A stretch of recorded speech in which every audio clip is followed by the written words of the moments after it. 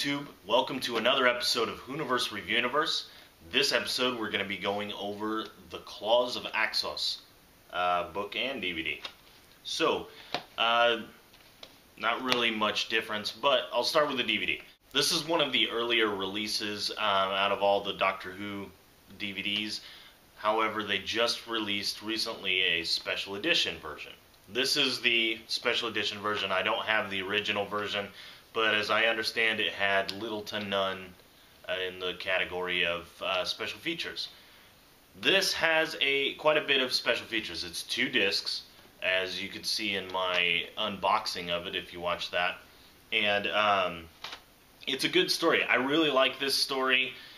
Basically, there's this something lands in England, and it's out in the countryside, and unit goes to check it out, and everybody wants their hands in this project. It wants to find out what it is.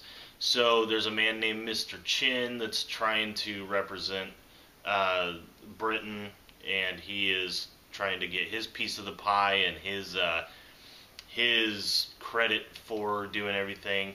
He kind of ends up being like this really just a guy you don't like, just because he's just that typical greasy kind of businessman trying to get the politics kind of guy, you know, trying to get all the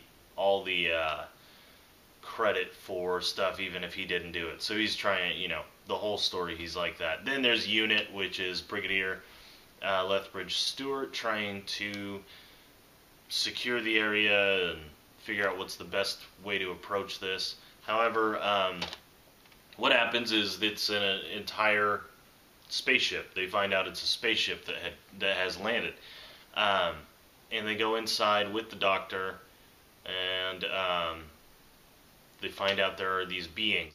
They're gold, human-like beings. They say that they are called Axons, and they're from this place called Axos, and they're with the ship, and they're trying to get to where they can fuel up. Their ship is out of energy. They can't go any further, so they crash landed on Earth trying to get more energy. So they offer a peace offering of what's called Axonite, and this is supposed to be something from their planet that, and it's a special mineral that can duplicate. And then the Doctor kind of gets questioning with this, and it says, well, why couldn't you just duplicate your fuel supply? And they give good excuses for it and everything. So basically, Mr. Chin ends up trying to market this. He's the one that wants to get this all over the world, this Axonite, and get all the credit for it. The crash landing happens right next to a huge power plant. The Doctor and a scientist there end up taking they're taking the Axonite there and trying to experiment on it. So the Doctor also asks for his TARDIS to be there. At this point in Doctor Who history, let me tell you this is a 3rd Doctor story, John Pertwee. And it is in the middle of his exile to Earth that started with the War Games, the end of the War Games, where he's on trial with the Time Lords, and then it goes most of the way through the 3rd Doctor.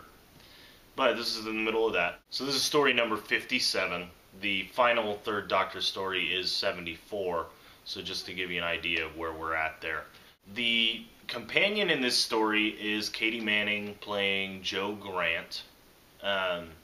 She, in this story, doesn't have a huge part because there are so many people in it. Brigadier Lethbridge-stewart has more of a part than she does, really. Anyway, we find out later on that the Axons are really dispersing this Axonite throughout the world because it is them. They are all one being, really. It's kind of hard to explain. It's easy. They explain it in the story better than I can right now. But they're all one being. They're all connected, so one of them gets hurt, another one kind of feels it. and they are trying to disperse this all over the earth, and it feeds on human greed, so Mr. Chin is perfect for it. But they disperse it all over the earth, and it kind of grows up into axons, and they have two different looks to them. They have the gold humanoid kind of look, and they're just using their energy to look like that. But really, they look like just globs of spaghetti, I guess. Just like noodly people. They kind of look like the roots of a bush. If you've ever pulled out a bush or pulled a weed and you see the little roots are all like kind of bundled in together, they kind of look like that. And apparently that's their true form. So I'm not going to really go into too much detail, because there are a lot of things that are twists, I guess, in this story, or kind of suspense moments that I really don't want to ruin. It's a good story. The book is not much different at all. There's a little piece in the beginning that's kind of left out about there's a guy, a farmer, that finds the ship for the first time, and his is really cut short in the book. But I mean, the book is only 141 pages, and so it doesn't really have much space. It pretty much is verbatim the story. I do like these books though, because this is an old Target Classics book. It's written by Terrence Dix, who did a lot of the classic stories. He didn't write this story. This story was written by Bob Baker and Dave Martin. This is actually the first story that they wrote for Doctor Who. What I do like about these books, though, is the people that have little parts in the show that would kind of just be like there, and they have a couple lines, and the books, they go into depth about who they are. Not really in depth, but there's at least a sentence of who they are. And then there are parts in episodes where you kind of have a passing thought of, what were they thinking? What is he doing? And it kind of explains that with the writing in the book. We'll go over the thought process. It's not really a hard read. It's written at maybe like a 13-year-old level, but it's fun. Now for the special features. This has quite a bit of special features. Like I said, it's 2 discs long. Of course, this has the audio commentary as a special feature. It has 1 track of audio commentary with Joe Grant or Katie Manning. It also has Richard Franklin, who played Captain Yates in this story, and the producer Barry Letts is also on the commentary. It also has the PDF files, and which includes the Radio Times listings and stuff like that. That's on almost every disc now. And it has the making of. Almost every disc has this making of documentary specific to this story, specific to each story. This one is called Axon Stations. It's about 26 minutes long, and it's really heavy on the special effects, really heavy on making the Axon costumes. It's really heavy on all that. Not really too much on anything else, but it's a good watch. If you like this episode and wanted to know more about the costumes, there's some interesting stuff about it. So there's also a little 6-minute short little featurette called Now and Then, and it shows scenes of the filming locations now and then. And it's okay. It's kind of cool to watch how much has changed and how much hasn't. They moved piles of stuff out of the way so that they could film, and actually some of that stuff is still in piles out of the way. So just interesting stuff there. There's a 14-minute featurette called Directing Who with Michael Ferguson, who is the director of this story. Just a quick little interview with him.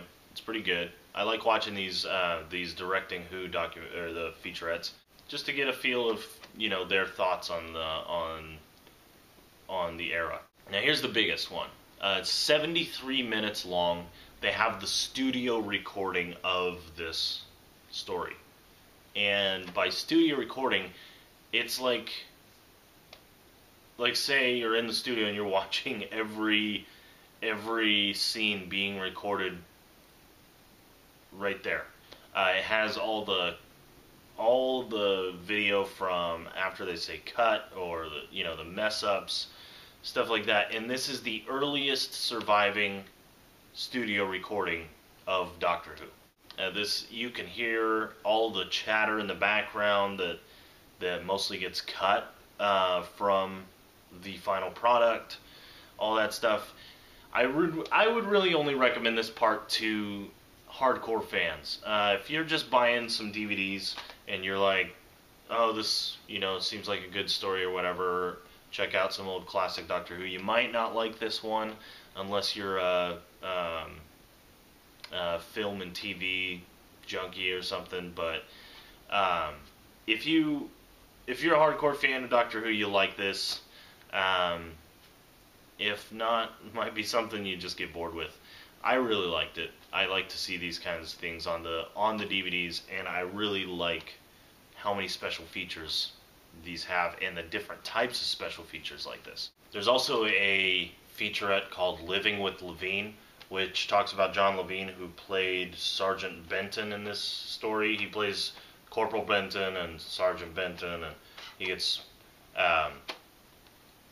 promoted through the years, but he's in unit, and but he's interviewed by this guy who stays at his house over a weekend, and it's just back and forth with them, really. That's about 35 minutes long. Then there's about 27 minutes of deleted and extended scenes. I didn't find anything here that was in the deleted extended scenes that was anything like that was really of any value. Most of these deleted and extended scenes are stuff that would have been deleted by anybody or extended. There's no like really big story reveal that changed or anything like that. And that's about it. So my next video will be reviewing the Series 7 Part 1 Blu-ray disc for Matt Smith era, and just came out. And after that, sometime, I want to review the Face of Evil and Robots of Death.